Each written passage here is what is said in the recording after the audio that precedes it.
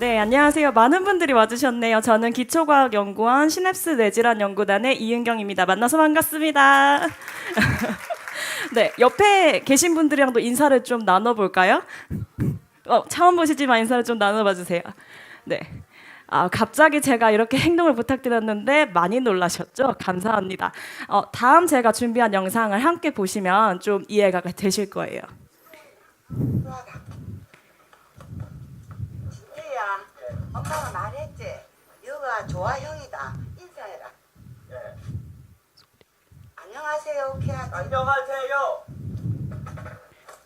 저는 오진태입니다. 저는 노진태입니다.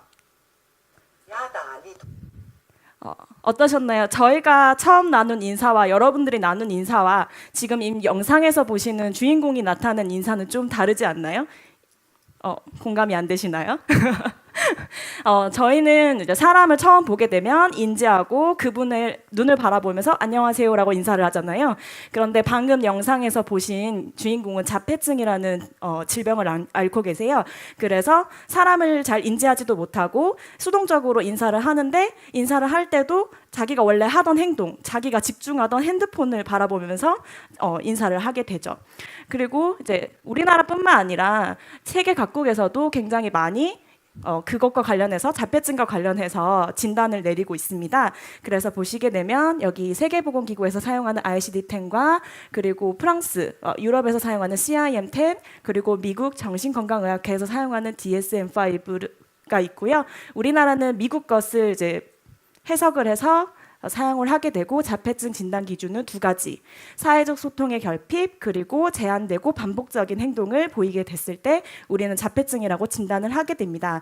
그래서 저희 실험실에서는 이러한 자폐증을 앓고 계시는 환자분들에게 도움이 되고자 하는 연구를 진행을 하고 있고요. 환자분들을 대상으로 연구를 하면 참 좋은데 몇 가지 제한점이 있어요. 그러다 보니까 저희는 이제 반복적인 실험을 해야 되고 다수로부터 동일한 결과를 얻어야 되기 때문에 동물 모델인 쥐를 사용하게 되어서 쥐 같은 경우에는 뇌의 각 영역의 구조와 기능이 사람과 유사하고 그리고 뇌 조직이 작아요. 굉장히 엄지손톱만한데 작아서 저희가 쉽게 그리고 빠르게 효율적으로 연구를 할 수 있어요. 그리고 이제 저희 실험실 말고 다른 실험실에서는 중대동물인 사람과 가장 가까운 원숭이를 사용하기도 하는데요. 그 원숭이 같은 경우에는 비용이 비싸고 윤리적인 규정도 아무래도 좀 높아요. 근데 이제 쥐하고 사람을 완벽하게 동일시는 할 수 없다라는 의견들이 되게 많은데 그럼에도 불구하고 저희는 근본적으로 행동학적으로 신경학적으로 연구를 통해서 그 가장 끝에는 기초적인 이제 연구를 통해서 새로운 임상 치료가 될 수 있도록 초석을 다지는 역할을 하게 됩니다. 그래서 저희가 어떻게 연구를 하는지 차근차근 설명을 해드리면 먼저 자폐증 진단 기준이 두 가지 아까 말씀드렸던 거 사회적 소통의 결핍과 제한되고 반복적인 행동 두 가지가 있어요. 그래서 쥐가 친구 쥐한테 먼저 더 많이 가는지 아니면 물체를 좋아하는지 확인을 하기도 하고요. 쥐는 초음파로 친구와 대화를 나누거든요. 그래서 친구와 같은 공간에 있을 때 초음파를 얼마나 내는지 안 내는지를 확인하게 됩니다. 아이고. 그리고 밑에 보시면 제한적이고 반복적인 행동인데요.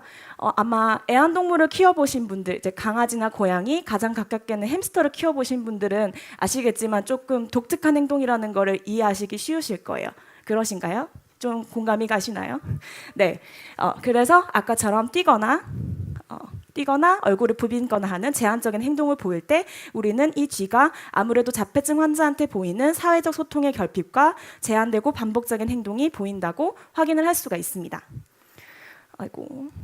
네, 그리고 나서 본격적으로 뇌 투어를 하게 되는데요. 여기는 조금 더 기술적인 부분들이 좀 필요해요. 그래서 먼저 뇌를 이루고 있는 신경세포의 모양을 관찰하기도 하고 뇌를 잘라서 그 단면을 여러 가지 현미경을 통해서 확인을 하게 됩니다. 그리고 반짝이는 단백질이 발현이 되게 하기도 하고요. 그리고 이 밑에 보시면 이렇게 삐죽삐죽 튀어나온 게 뇌세포가 어떻게 활성화되는지를 그러니까 녹화를 한 거거든요.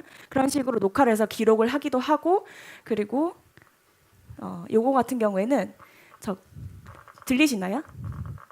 빗소리 같은 거? 네. 조금 네. 감사합니다. 네, 이런 식으로 쥐가 특정 위치에 갔을 때 뇌세포가 활성화되는 것을 들리시죠?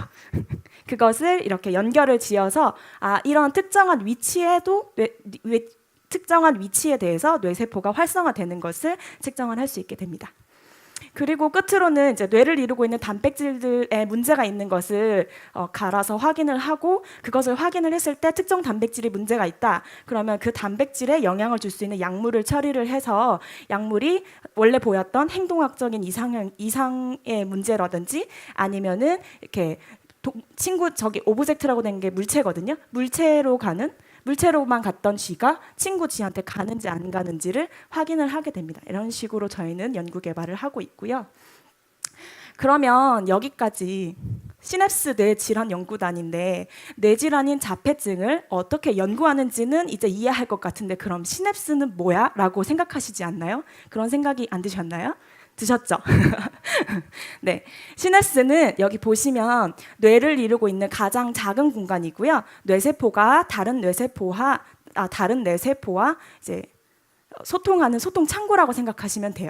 그래서 그 소통 창구가 있는데 저기 보시면 동그라미에 시냅스라고 빨갛게 되어 있는 거 보이시죠? 그래서 이렇게 약간 접합되어 있는 부위인데 조금 더 과학적으로 가게 되면 저기 이 접합되어 있는 그러니까 가까운 소통 창구가 저렇게 조그마한 단백질들이 서로 다리로 연결을 해서 그 공간을 유지시키고 있어요. 그래서 그 공간이 넓어지기도 하고 작아지기도 해서 시냅스가 커지기도 하고 작아지기도 합니다. 네, 그래서 저희는 저기 보이는 여러 가지 단백질들을 연구를 많이 하고 있고요. 저러한 단백질들 중에서 이제 자폐증 환자분들이 저러한 단백질에 문제가 있는 경우가 좀 많아요. 그러면 특정 단백질 하나를 없애는 거예요. 눈치가 빠르신 분들은 이해하셨겠지만 앞에 쥐가 이상한데 왜 이상한지가 모르시잖아요. 바로 저 시냅스에 있는 단백질 중에 하나를 없앤 쥐가 그런 자폐증과 관련된 행동을 보이게 됐을 경우에 저희가 3분 남았습니다. 연구를 통해서 보게 되는 거죠. 이해가 좀 잘 되셨나요? 감사합니다. 네, 저는 발표가 여기까지 준비를 했고요. 좀 이해가 쉬우셨는지 잘 모르겠어요. 저는 이제 대중분들이 어떻게 이해하셨는지 잘 모르겠지만 네, 아까 인사도 하셨지만 오늘 김두철 원장님께서 와 계신데 저희는 기초과학연구원의 지원을 전폭적인 지원을 받아서 연구를 진행 중이고요. 저기 보이시는 아주 자애로우신 저희 김은준 단장님의 지도 아래 연구를 진행하고 있고요. 사실 한 실험실이라고 하기에는 좀 커요. 그래서 많은 분들이 도움을 주고 계시고 저기 보시면 molneurocast.ac.kr이 저희 실험실 홈페이지거든요. 그래서 더 궁금하시거나 그러신 분들은 저기로 들어오시면 어떠한 연구가 진행되어 있는지 아실 수 있고 사실은 자폐증이라는 뇌질환 말고도 정신분열증, 조현병이라고 부르죠. 그런 거라든지 이제 강박증 그리고 불안장애, 외상후 스트레스 장애 최근에 외상후 스트레스 장애에 대한 중요성이 많이 높아지고 있죠. 그런 것들을 연구를 하고 있어요. 그래서 저는 외상후 스트레스 장애, 공포기억과 관련된 감각에 대해서 연구를 진행 중이거든요. 그래서 앞으로도 더 많은 관심을 보여주셨으면 감사하겠습니다. 네,